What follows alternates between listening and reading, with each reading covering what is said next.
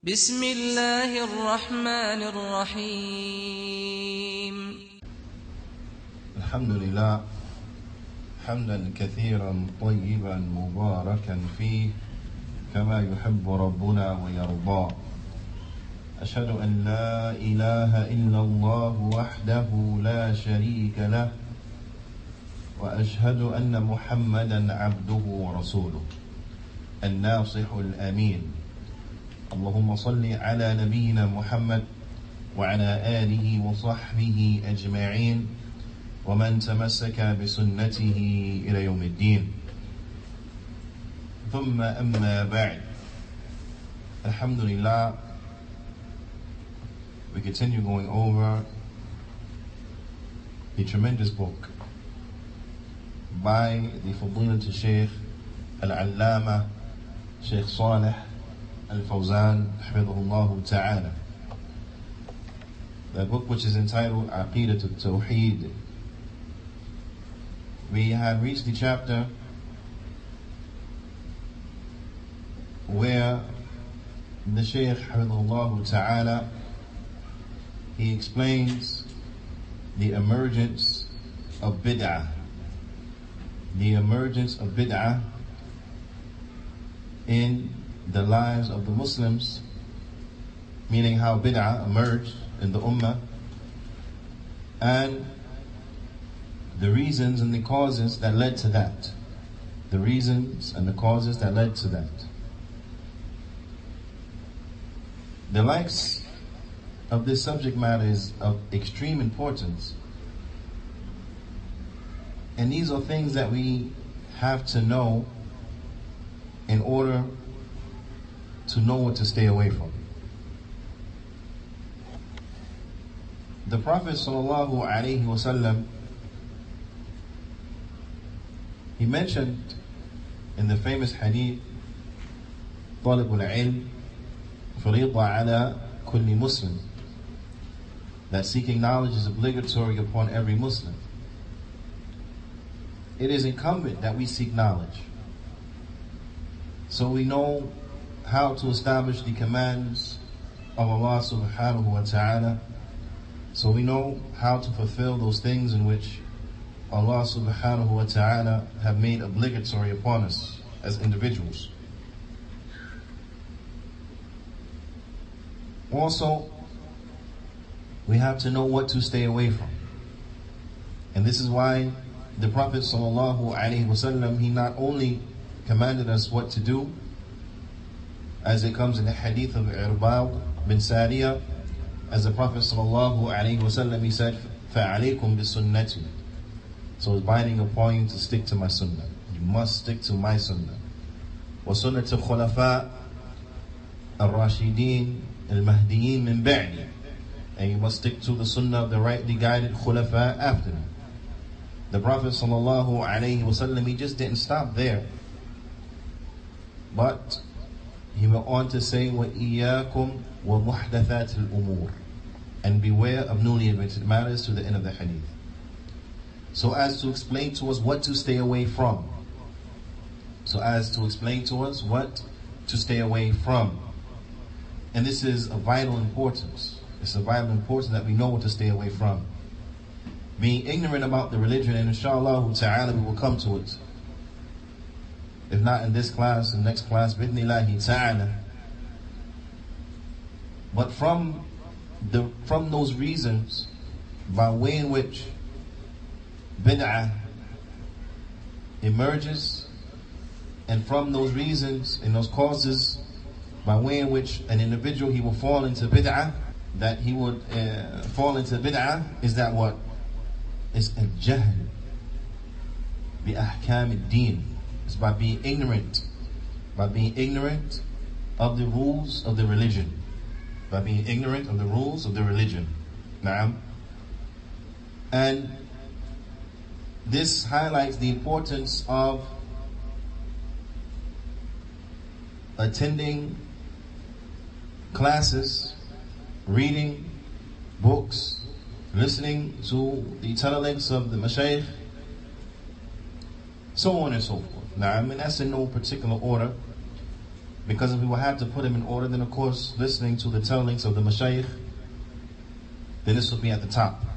Listening to the tellings of the mashayikh, this would be at the top with regards to priority of that which we need to do, and that is to connect ourselves to the ulama. Ala kulli hal, this affair of learning about the religion, it's an affair that is needed everywhere. Regardless of where individual lives, you need it. Individual can live in Mecca, he still needs to learn about his religion. He still needs to sit with the people of knowledge, the ulama. And the ulama, walillah alhamd, then there are many inside of Mecca, walillah alhamd, and in the area of Mecca. But no doubt, if an individual lives in Minnesota, or he lives in Miami, right, then no doubt we are in need of sitting and attending the circles of knowledge. Especially in this environment here in the West, that we are bombarded by kufr. We are bombarded by kufr. We are bombarded by ghafla, by states of forgetfulness. I mean, the whole society is set up as a distraction from important things. The whole society is set up as plain amusement. If it's not plain amusement, then it is constantly chasing after the dunya. So you find that the society has been set up that individuals, they will constantly chase after the dunya, and then when they're done chasing after the dunya, then they'll go to plain amusement. Then after plain amusement, they'll go back to chasing the dunya, and so on and so forth. And that's only broken up by however many hours that they sleep at nighttime. Then they get up and they do it all over again. And this is the society that we're in. So it's important that we realize and we understand that. And it will be foolish for us to think that we can't be affected by something from that we can't also be affected by something from that. When you look at this regiment of the lifestyle of the kuffar, they call it the rat race. When you look at this regimen of their lifestyle and their pace, right, where is their time for anything that will benefit you in reality? Meaning, where is there time for anything that will benefit you in the next life? Now, to benefit you in the next life. So it is a must as Muslims that we take some time to learn about our religion daily. We take some time to be reminded. Now, we take some time to be reminded. We take some time to try to seek knowledge daily. Even if for a few minutes a day, we should be striving to read. We should be striving to learn. We should be striving to ask questions when there are things that which we don't know about. We should be striving to learn and increase ourselves in good so we know what to do and how to do it. And also, we know what to stay away from and how best to stay away from it. This is important. This issue and this affair is also a problem inside of the Muslim communities. Inside of the various Muslim communities, you find this is a problem. Meaning, a lack of concern for benefiting religiously, a lack of concern for increasing in knowledge. Now, and this is illustrated by the attendance in the classes. And I'm speaking across the board. I'm speaking across the board in every community. In some communities, walillah alhamd, the attendance for classes are more, alhamdulillah. Now, but when you look at the percentage of Muslims that live inside of a community, and a lot of times that can be reflected by Salatul Jumu'ah. By Salatul Jumu'ah, give or take. But this gives you an estimate, or you can gather from it, an estimate of the Muslims that live in that particular community.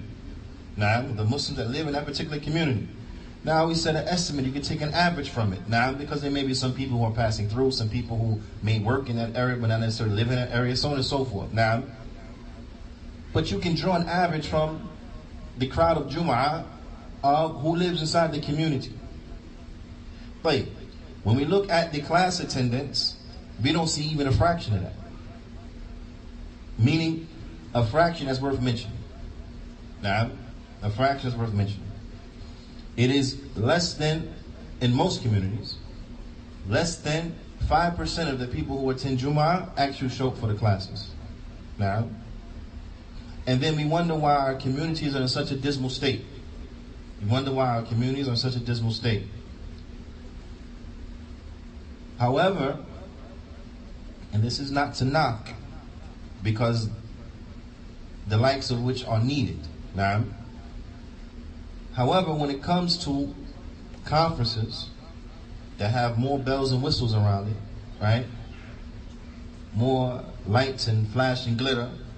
Now, and this is not to diminish the importance of conferences, because conferences are very important, because sometimes we need that recharge. We need that recharge, right? We need that, we need that boost. We need that boost, and this is very important, and this is no doubt about it. It's very important. But look how many people attend conferences. A lot more than the daily classes. But when people, put it like this, a lot more than daily classes. But when you look at which of the vehicles, which of the means is best for seriously becoming grounded in something from knowledge, right? Grounded in something from knowledge, then no doubt is what? It is the classes, because they're more consistent. So you can take a little bit in this class and a little bit in that class, a little bit. Whereas conferences are more designed as a reminder, as an encouragement, to encourage people, to remind people, to revitalize, and so on and so forth. Now, this is the purpose and functionality more so of conferences. Now, whereas the functionality of the classes is what? Is to educate and to teach. To educate and to teach consistently, bit by bit, until a person reaches something from benefit. You with me? But we know what goes on at conferences, because at conferences you have you have socializing, you have sometimes they bring the marketplace with them, so you have a lot of vending and so on and so forth. Now, we know what goes on at conferences. You have vending, you go there, you can buy stuff. A lot of socializing, people may come from different areas you haven't seen in a long time, so you can go there, you can see them. What's sad is that when we reflect now on a lot of conferences, and we reflect on the people that are actually inside of the lecture hall, for lack of a better term, actually inside the lecture, as opposed to outside the lecture, sometimes it doesn't add up. Sometimes more people are outside the lecture socializing than people who are actually inside the lecture benefiting. Now, and this, of course, is a symptom of a greater problem. So a lot of times, even the conferences are not fulfilling their desired intent, because people they don't take it serious. People don't take it serious. It is important that we grab whatever little bit we can grab. Shaykh Khalid Uthman, Hafidhullah Ta'ala, he gave some very, very good advice inside of his classes that dealt with the explanation of the Prophet's prayer described. And from that piece of advice that he advised the students in class, he said that when the narrations and things are mentioned, right, whatever points of benefit a person he wants to take down or mention, that they try their best. They try their best to write down the narrations that are mentioned. The Shaykh, he says, even if you don't catch it all, even if you don't get it all, write down what you can get down. Write down what you can, right? Because we understand the reality of the situation. And the Shaykh, Hafidhullah Ta'ala, he understands the reality of the situation. He lives in the same world that we live in. He knows a lot of people rely on the recordings, and they'll listen on the recording. So the Shaykh, what he mentioned was, get down what you can get down from it. Now, and then when you go home, complete it, write the rest.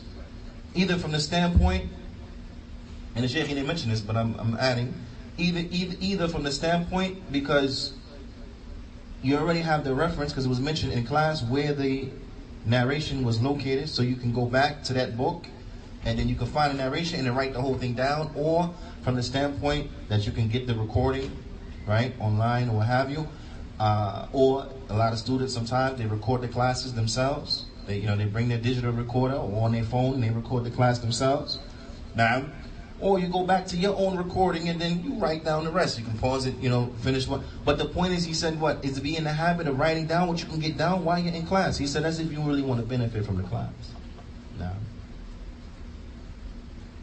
ala kulli hal, my point is that we really have to take these things, more serious, especially because of the vital need that we are in for some type of reminder. Ala kulli hal, in any event, the Shaykh Hafidhullah Ta'ala, he says, ظهور البدع في حياة المسلمين, the emergence of bid'ah inside of the life of the Muslims, inside of the Ummah. The Shaykh, he says, وتحته مسألتان, and under this you have two affairs. Two affairs will come under this. Now, the first affair that we have to look at when we talk about the emergence of bid'ah inside of the life of the Muslims or in the Ummah, then you have to look at waqt ظهور البدع, the time frame in which bid'ah emerged. So you have to look at the time frame that bid'ah emerged in. This is the first thing you have to look at.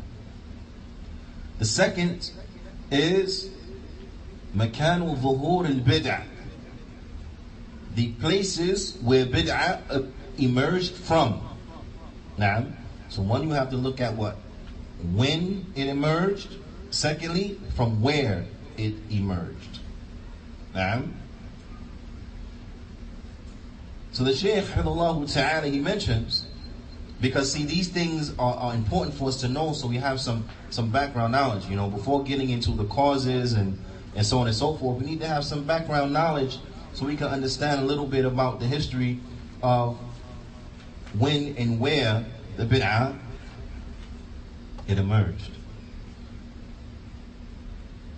The Shaykh Hafidhullah Ta'ala, he mentions, he says, قال شيخ الإسلام ابن تيمية, he said, Shaykh al-Islam ibn Taymiyyah, rahimahullah ta'ala, he mentions, he says, i'lam, he says, and know, أن عامة البدع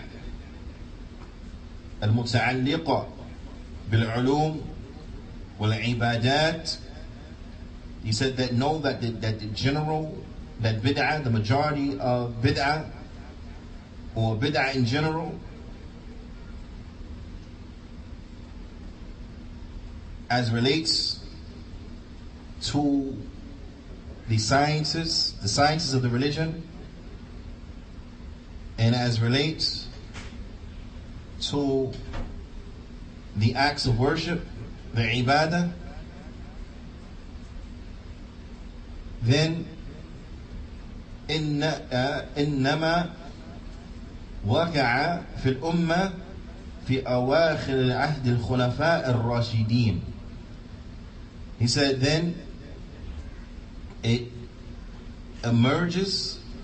had emerged in the last era of the Khulafa al-Rashidin. In the last era of the rightly guided Khulafa, this is where you find bid'ah emerging. This is where you find bid'ah, it started to emerge, right, and become prevalent.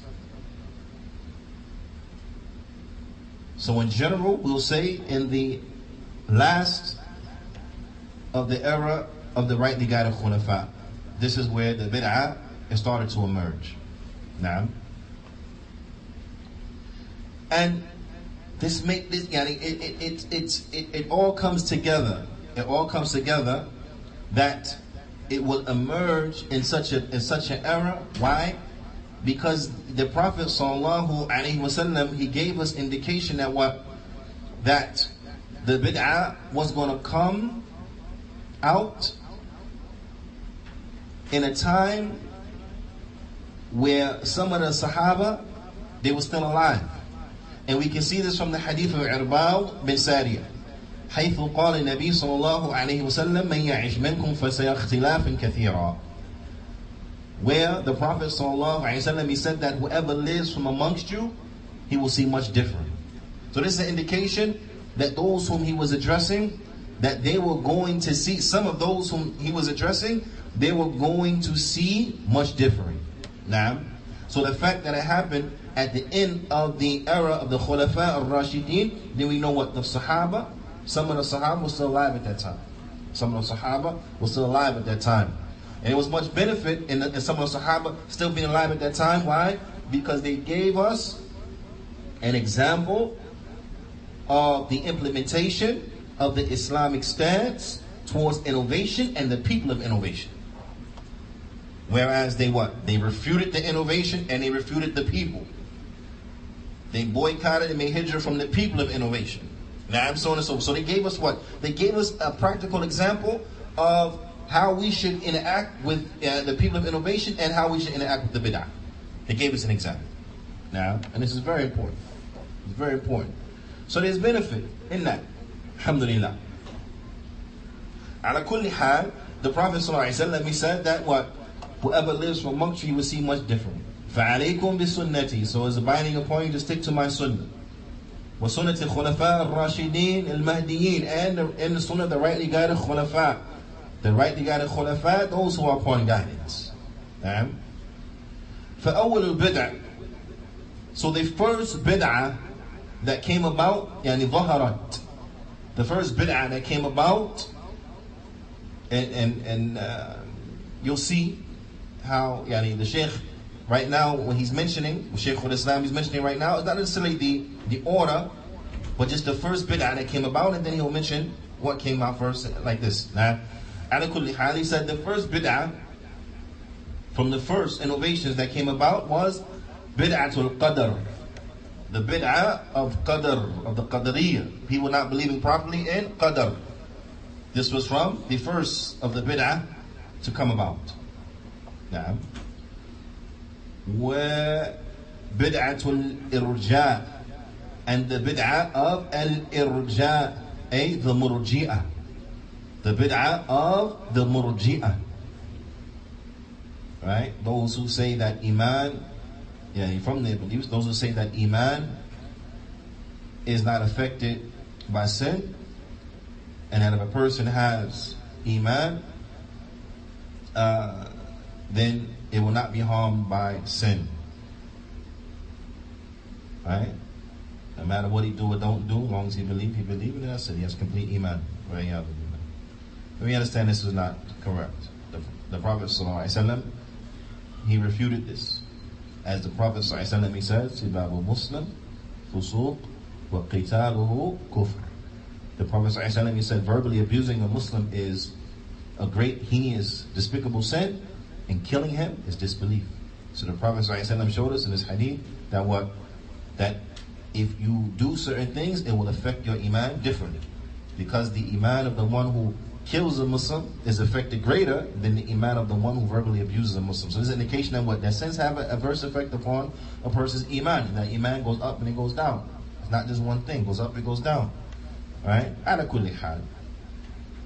The bid'ah of al-irja, the murji'ah. Wa bid'ah at-tashayyu', and the bid'ah of the Shia. This is one of the first bid'ahs. The bid'ah of the Shia.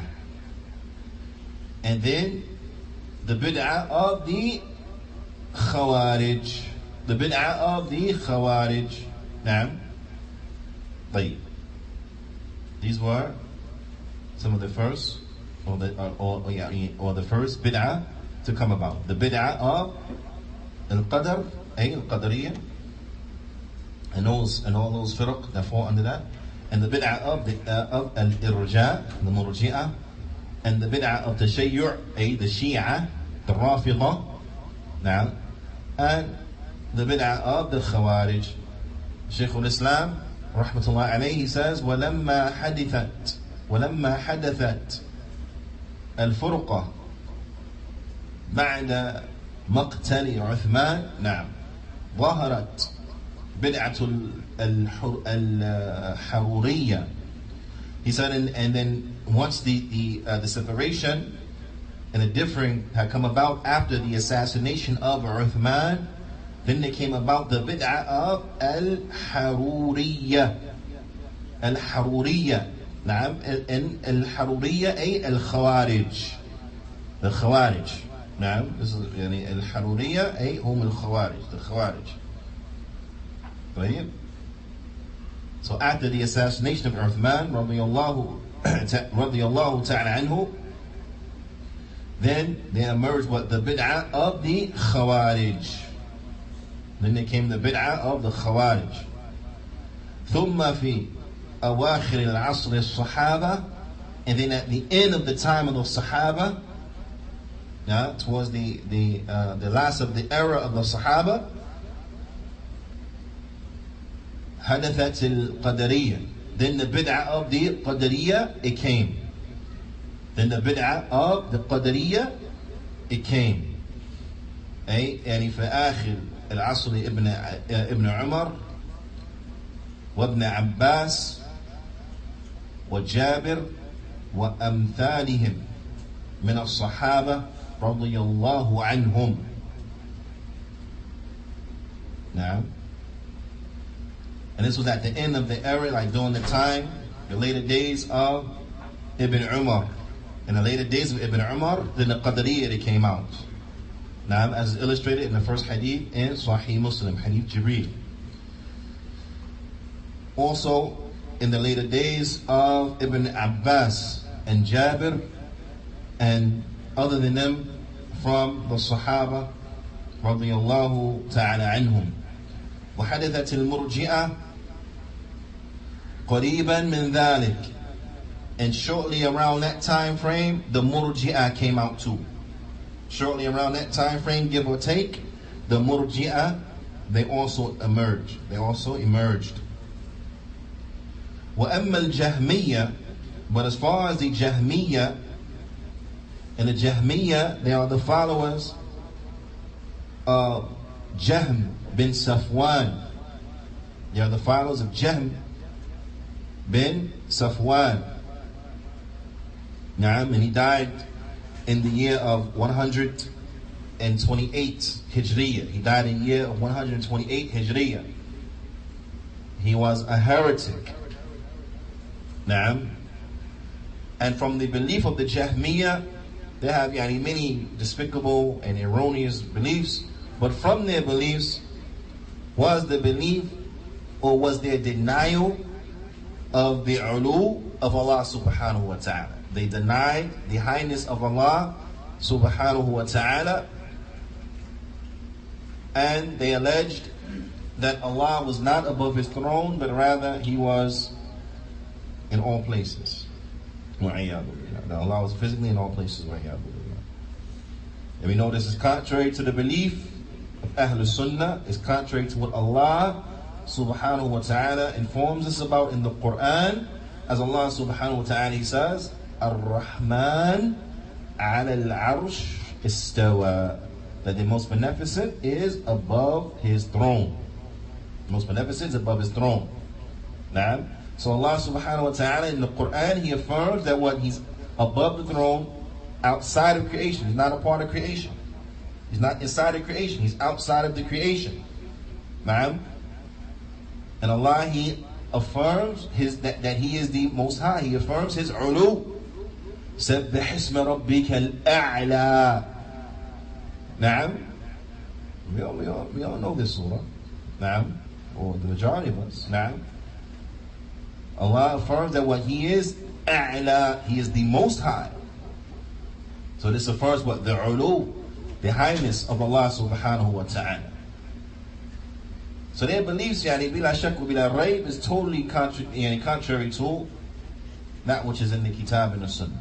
From their misguided beliefs is totally contrary to the book and the Sunnah. Ala kulli hal, these the Jahmiyyah, they came about, amma Jahmiyyah, na'am, فإنما حدثوا في أواخر عصر التابعين. They came about at the end time of the Tabi'een. So they came about what? Later. They came about at the end time of the Tabi'een. And if you look at the nature and the heresy of these groups, as the ulama they explain, you will find that the earlier groups were closer to the Sunnah. The earlier groups, their misguidance was misguidance, bila shak bila rayb, but it wasn't as extreme or wasn't as complex of the misguidance of the later groups. You understand? Because see, shaitan, you know, it takes time, you know, for such extreme seeds to sprout. It takes time. It takes time. Now, the earlier groups, you find that their misguidance is misguidance bila shak bila rayb, and is far and is yani khalas, yani is no, you know, it's because they agree with us in certain things. It doesn't give them any merit over the others because they still mahl bid'ah. But you will find that the agreement is more. So much so that the some of the ulama, they mention that the first from the Khawarij, you will find that they're differing with Ahlul Sunnah wal Jama'ah. Originally was what? Was in one issue. Was in one issue. But it was still what? Kilabun Nar. You understand? So the fact that individuals agree with us in certain things, it doesn't make a person Salafi, doesn't make a person Sunni Athari, and it doesn't give any merit or credence to that person as that individual. But rather, an individual who's upon the Sunnah, then that's what gives the credence. That's because a mubtadi', he agrees with us in something, then we don't give him no credit for that. Because at the end of the day, he's what? He's mubtadi'. So just because he agrees with us on a certain issue, he's mubtadi'. So he gets no props for that, for lack of a better term. Right? So ala kulli hal, if you look, you will find those innovations that were more extreme, it took longer for them to come out. It took longer for them to emerge. They were more extreme. Look at the bid'ah of the Jahmiyyah and so on and so forth. Now, it took longer for that understanding, for that bid'ah to emerge. It took longer. Now, so the bid'ah of the Jahmiyyah, it happened at the end of the time of the Tabi'een.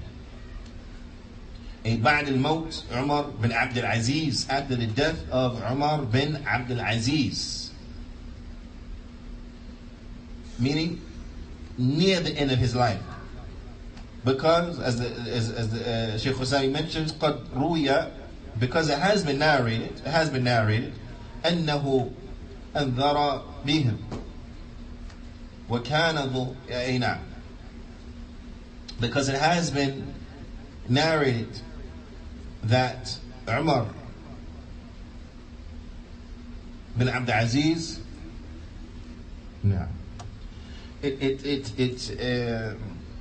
it's been narrated that Umar bin Abdul Aziz that he threatened them, that he threatened the people who had the belief of Jahm, that he threatened them. So this was at the end of that era, end of that time.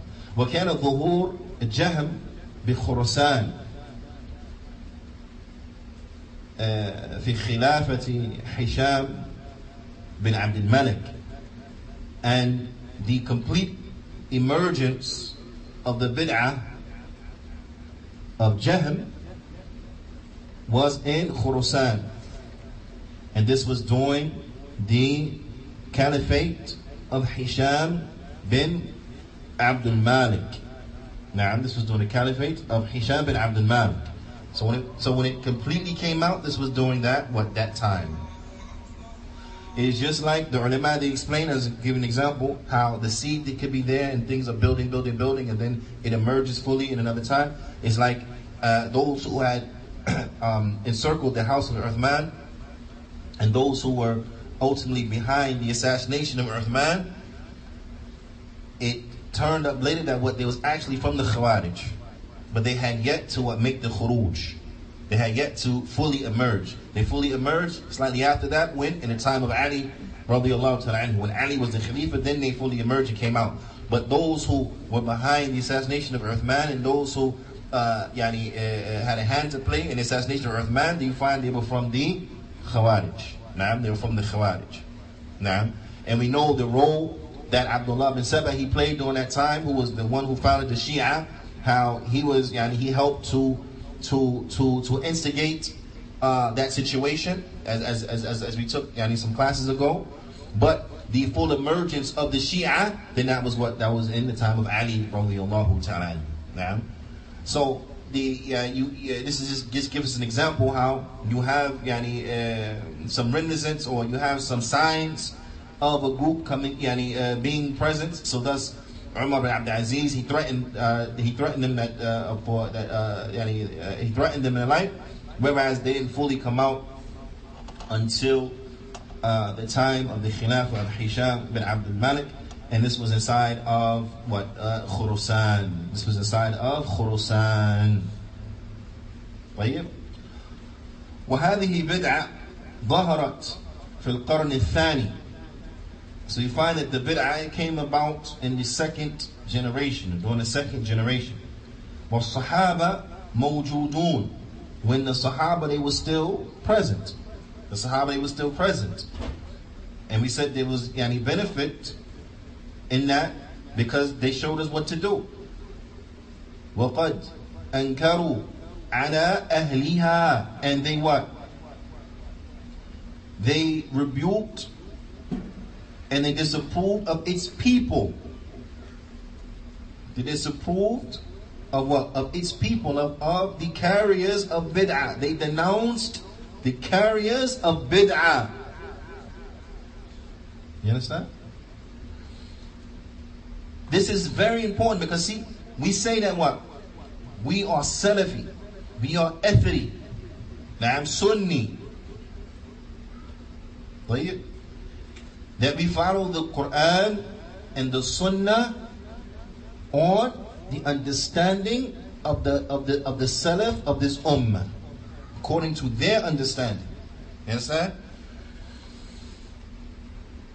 I'm bringing this up to say we learn from the Salaf, we learn from the Sahaba that they denounced the people of innovation.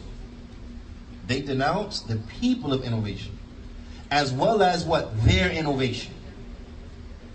They just didn't denounce their innovation, but they denounced what? The people of innovation and their innovation. Both. The bid'ah and the people of bid'ah. Right? And I want to stress this because this is the way of Salafiyya, is that we not only denounce the innovation, but we also denounce the perpetrator, the practitioner of innovation, the mubtadi', the innovator. We also denounce the innovator. And this is, and look, these things, these principles, and this is an example, are important to know. Because when you know what the Sunnah is, and you know the characteristics of the people of the Sunnah, then intrinsically you will know what it is not, and you'll be able to identify the characteristics of those who come with things that are in complete contradiction to the way of the Sunnah. An example is like the individual in Orlando who was behind the online school of Timbuktu or something like this. Abu Tawbah. Mukhlis. This individual is not. This individual is not from the people of the Sunnah. This individual, he is not Salafi. Regardless of what he may claim. When we look at this individual, there's much calamities. Much calamities. From the calamities in his aqeedah, from the calamities inside of his minhaj, so on and so forth. Now, he is an individual who even has admitted his ignorance. Has admitted his ignorance in terms of the aqeedah and the minhaj.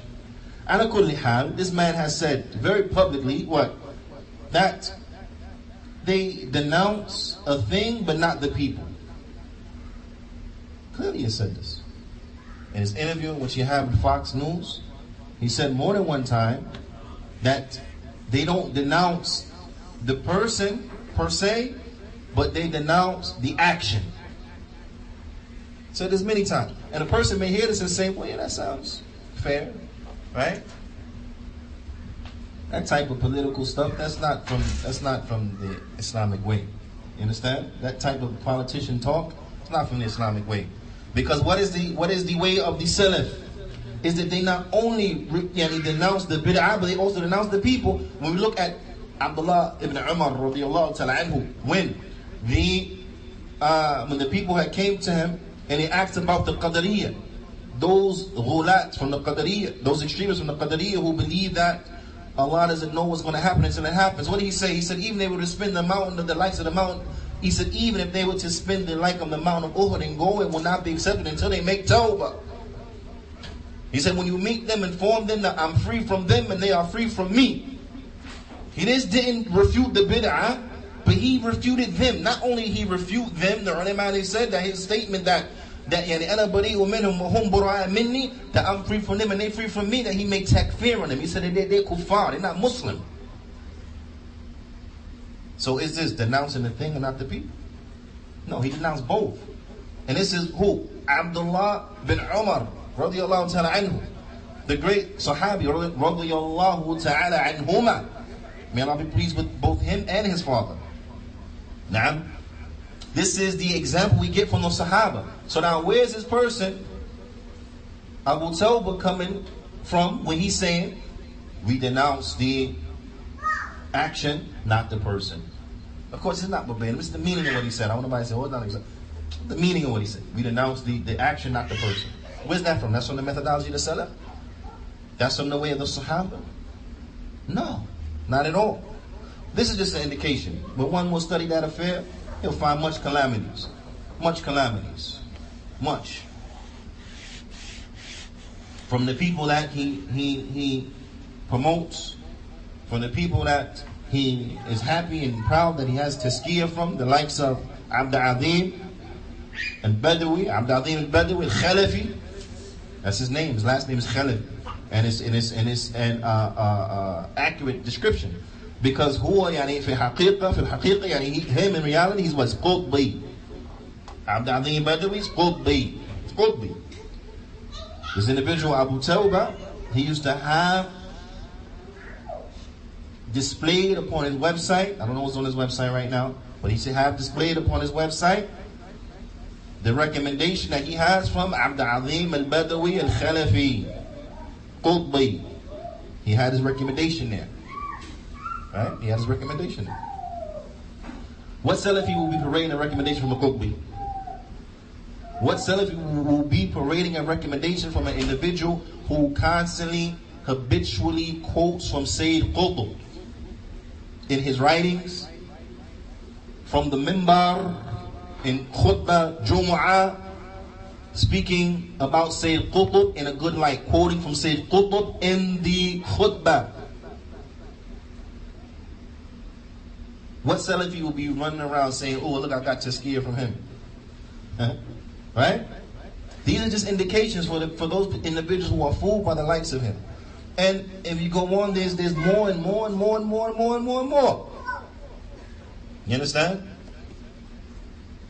And just for those naysayers, doubt mongers, and right?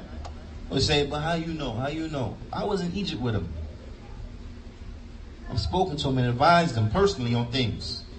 Real for real. Not no, fake advising person. Just some people get on the mic and say, oh, I personally said something to so-and-so and this and that, and it never happened. No, this is real life, true story. We was in Egypt together. I advised him. About Abd Azim al-Badawi, al-Khalafi, al-Qutbi. I advised him about him. And even after that advice, he still went out and moved his families out there. Both his wives, he moved them out there to the village of Abd Azim Badawi, which is called Sheen. And he admitted that he used to be studying with Abd Azim al-Badawi in Sheen. Right? And then years later, fast forward years later, he has tazkiyah on his website from Abd Azim al-Badawi al-Khalafi al-Qutbi, Hizbi. And I know Abd Azim al-Badawi al-Qutbi, Hizbi very well. I know him very well. Because I studied with him for years. And alhamdulillah, Allah subhanahu wa ta'ala guided me, protected me, and I abandoned him and left him due to his connection to the people of Bid'ah and Hizbiyah, the likes of Aqeedatut, his constant quoting from Sayyid Qutb, his refusal to refute the individual, his refusal to refute the Mubtadi' by name. That was his methodology. He don't refute nobody by name. He don't refute no Mubtadi' as an individual. He'll talk about the Bid'ah, but he won't talk about the Mubtadi'. You understand? I noticed the methodology of Abdis Badawi because I asked him about it, and this is what he said. This is from Juyaanee Akhlaq al-Shaykh.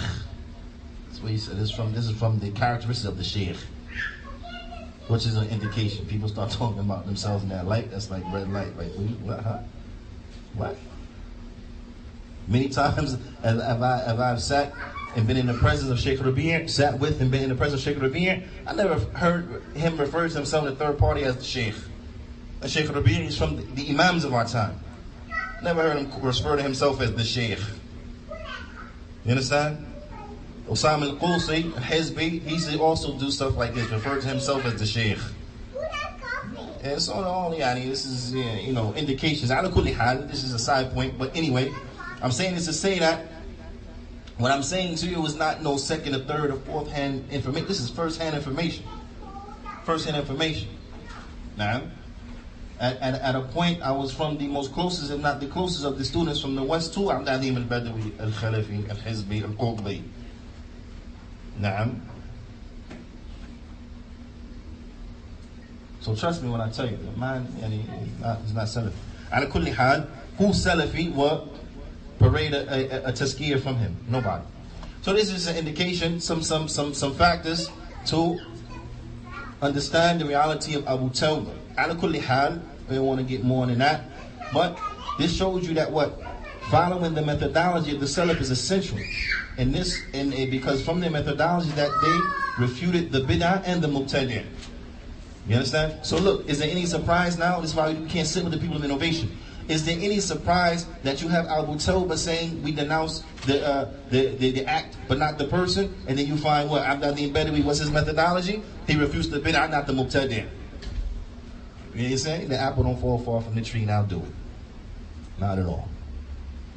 Ala kulli hal, that's why you don't take from the people of innovation, period. You don't take from the people of Hizbiyah. You only take from an individual who's Salafi. Only. You only take from an individual who's Salafi. Period. Period. Now, period. Ala kulli hal, it was the way of the Sahaba that they ankaru ala ahliha, that they used to rebuke and denounce who? The people of innovation. ثم ظهرت بدعة الاعتزال. Then they came about the bid'ah of i'tizal. I'tizal of the Mu'tazila. Spoke about the Mu'tazila in the past. Those individuals who take their intellect as the measuring stick. Those individuals who take their intellect as the measuring stick for judging the Qur'an and the Sunnah. This is from their calamities. Also from their calamities is that they believe that an individual who commits major sin that he is between being a Muslim and between being a Kafir. Right? That he's between being a Muslim and between being a Kafir. But in the next life, because he's bain, he's between this and between that, he'll be in hell forever. So they agree with the Khawarij and the end result. Because the Khawarij, the end result, say the person who does the major sin, he'll be in the hell forever. But in the dunya, he's a Kafir. This is what the Khawarij say.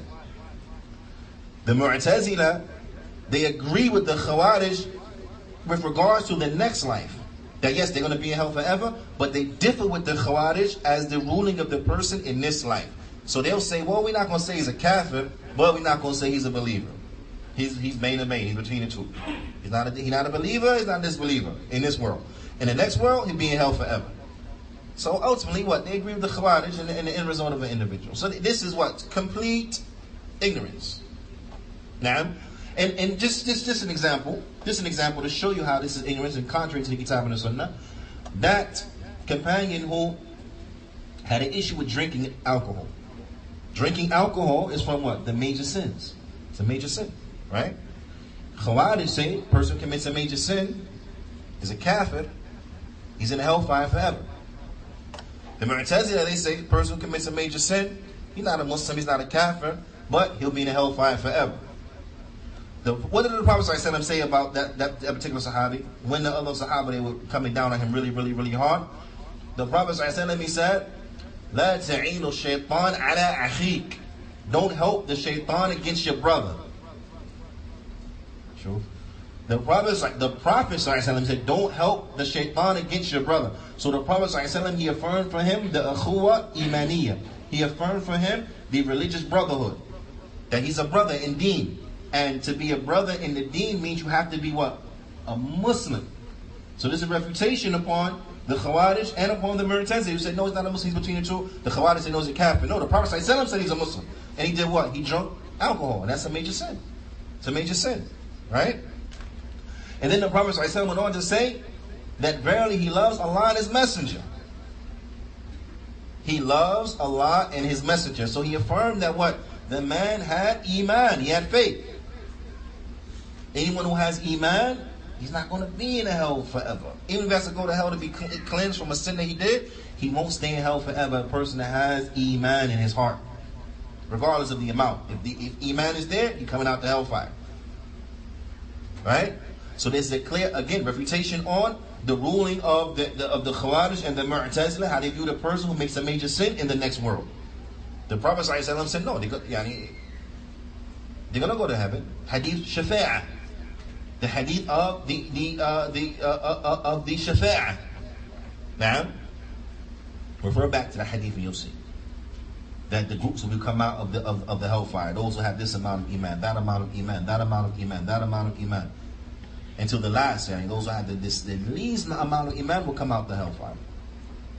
Now, will come out the hellfire. So hadith Shafa'ah is a complete refutation on what these individuals are saying. Complete refutation on what the individuals are saying. Right?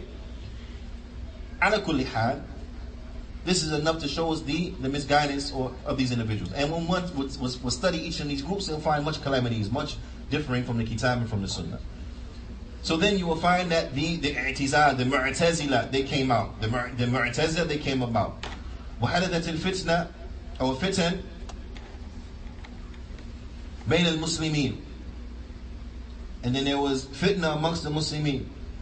وظهر اختلاف الآراء. And they became a difference of opinion. وَالْمَيْلُ إِلَى الْبِدْعِ وَالْأَهْوَاءِ. And people started to lean towards bid'ah. And they started to lean towards desires, following of desires. When this started to happen, what happened? ظهرت bid'ah التصوف. Then the bid'ah of the Sufiya came about. Well, let's have the bid'ah of the Sufiya, Allah musta'an. And then the bid'ah of al-bina al-qubur. The bid'ah of building edifices upon graves. When did this come out? بعد القرون المفضلة. After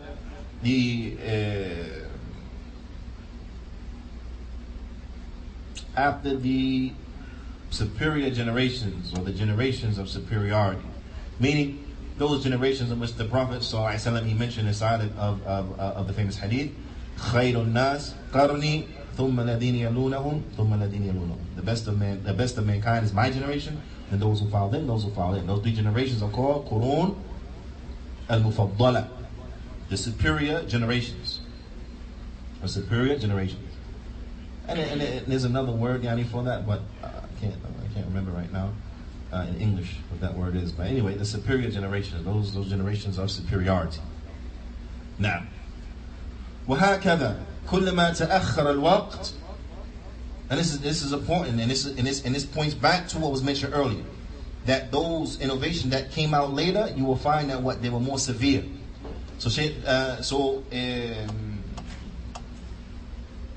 al-Islam, he says that every time the bid'ah or every time the later the time frame, كلما تأخر الوقت, the later the era, the later the time frame, زادت البدع وتنوعت. Then bid'ah, it became more, and it became a more variety. It became more, it became a more variety. Right? So every time, the later the time frame, later the time period, then the greater the bid'ah and the more variety of bid'ah they started to come. So the bid'ah of building on top of the graves and building structures on top of the graves, all of this happened after the time of the three praiseworthy and superior generations. Now, it happened after their time. And then that brings us to the next mas'ala, and that is the mas'ala of the makan, of the places from which bid'ah, it emerged. But inshallah ta'ala, naktafi, I think we'll suffice with this, and we'll stop here, and we'll save this for the next class, inshallah ta'ala, but we'll pick up from the second part of looking into the issue of how bid'ah emerged inside of the ummah, which is looking at the places where it emerged from. So again, we took the first issue of that, and that is the time frame of the emergence of the bid'ah, and the second part of that, so we understand better, is the places from which bid'ah emerged from. But inshallah ta'ala, as mentioned, we'll take that in the next class. فنكتفي بهذا القدر وصلى الله وسلم على نبينا محمد وعلى آله وصحبه أجمعين وجزاكم الله خيرا.